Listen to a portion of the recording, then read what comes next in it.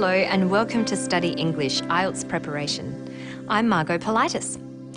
Today we'll look at writing an essay on ageing populations and how to organise ideas about it in a paragraph. Let's begin by listening to a young woman talking about her grandmother. She does mainly the cooking and looking after us, making sure that we turn out right, being strict with us. But I think part of her being here allowed us to have respect for older people. Yeah, I think from her I've learned a lot, like the Buddhist belief, how to be a good person, honest, and respectful person to everyone around you. She talked about the valuable contributions an elderly person can make. The grandmother has positively influenced the children, teaching them respect and honesty and cooking. Let's see how this sort of positive view about older people is developed in a paragraph as part of an essay. The paragraph starts with a sentence that establishes the main point. The valuable contributions that active and healthy aged individuals can make should not be overlooked. This is called the topic sentence. The main idea is valuable contributions that active and healthy aged individuals can make. The writer then goes on with two sentences that support the main idea that old people make valuable contributions by saying what the contributions are. Firstly, these retired individuals could take the role of carers for their grandchildren, allowing both parents to work longer hours and save on daycare expenses. Notice the linking word firstly. It means there will be more than one supporting sentence. What linking word should follow firstly? Secondly, the retirees could volunteer their services as drivers for the very old and sick. To further develop the supporting ideas, the writer provides an example. For example, they could deliver meals directly to their homes or assist with transportation to and from specialist appointments or hospital.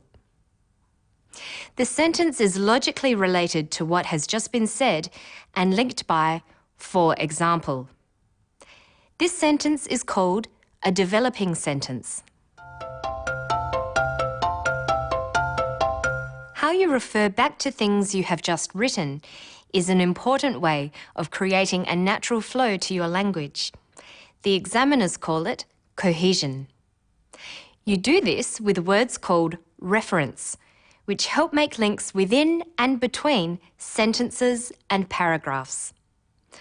For instance, look at these sentences. These retired individuals. These refers back to aged individuals in the preceding sentence. And their grandchildren are the grandchildren of the same aged individuals. Reference are used all the time and not just in essays. Listen to the way the man in the next clip uses the and those to refer back. The car is driven by four in-hub motors, and the in-hub motors directly drive the four wheels.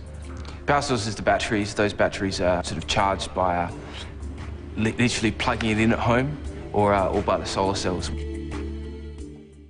He doesn't just repeat himself. He says the car is driven by in-hub motors. To say what the motors do, he refers to them again, but as the in-hub motors. The car is driven by four in-hub motors, and the in-hub motors directly drive the four wheels. Next, he says that the power source is the batteries. He's already said the batteries, so he refers to them again as those batteries.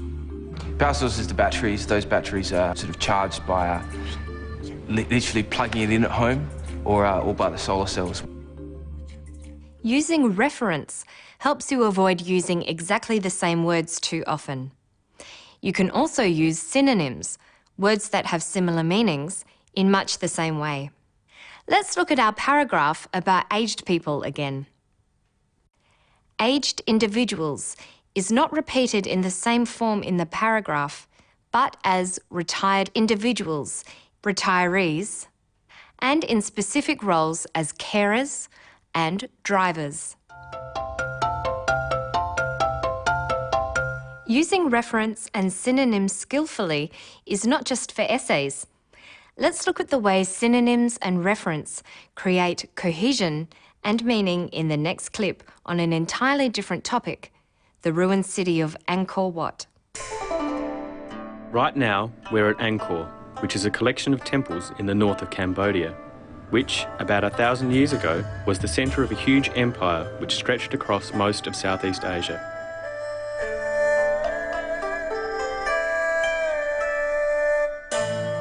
The true significance of the place is that it's probably the world's most amazing collection of religious monuments. What you see here is a scale of engineering and aesthetic beauty and a complexity that isn't really seen at any other collection of monument sites around the world. First, he calls Angkor by its name.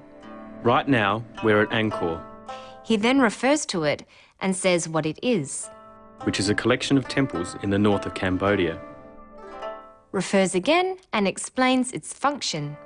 which, about 1,000 years ago, was the centre of a huge empire which stretched across most of Southeast Asia.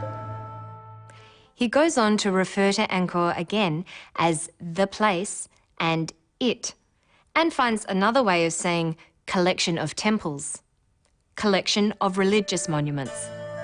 The true significance of the place is that it's probably the world's most amazing collection of religious monuments. Now let's look at coherence. What is coherence? When writing an essay, you need to organise and develop your argument logically using paragraphs, starting with an introduction, 2 or 3 body paragraphs, and finishing with a conclusion. There should be a clear transition from one paragraph to the next, linking the ideas between paragraphs. The paragraph we looked at earlier was the first body paragraph of an essay answering this question. The increasing number of older people will cause economic problems for the young. To what extent do you agree or disagree?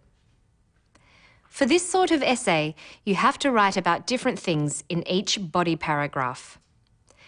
The first paragraph disagreed. It said what positive things older people contribute. So the next body paragraph has to look at the negative effects of an ageing population. Let's look at what its opening sentence or topic sentence should be like. However, the increasing proportion of older people no longer contributing as much tax as younger people will put a strain on the nation's budget. Notice that the sentence begins with the word however. However is a linking word that is used for contrasting. It shows the writer is moving on to develop the other side of the argument. To recap, you should know how to structure an essay. Using paragraphs correctly in your essay is important. You need an introduction, which gives some background information about the topic, followed by what you are going to write about. You start the first body paragraph with a topic sentence that establishes the main idea you will write about. You follow this with some supporting sentences that give reasons and provide examples that develop your ideas further. You do something similar with the next body paragraph, but from the opposite point of view, and finish with a conclusion that summarises the main points and makes it clear what you think. And you should link sentences with transition words. This gives your essay coherence. Using reference and synonyms, as we've seen, will help you achieve cohesion. That's all for today. You'll find more detail about today's program at our website. Good luck with your studies.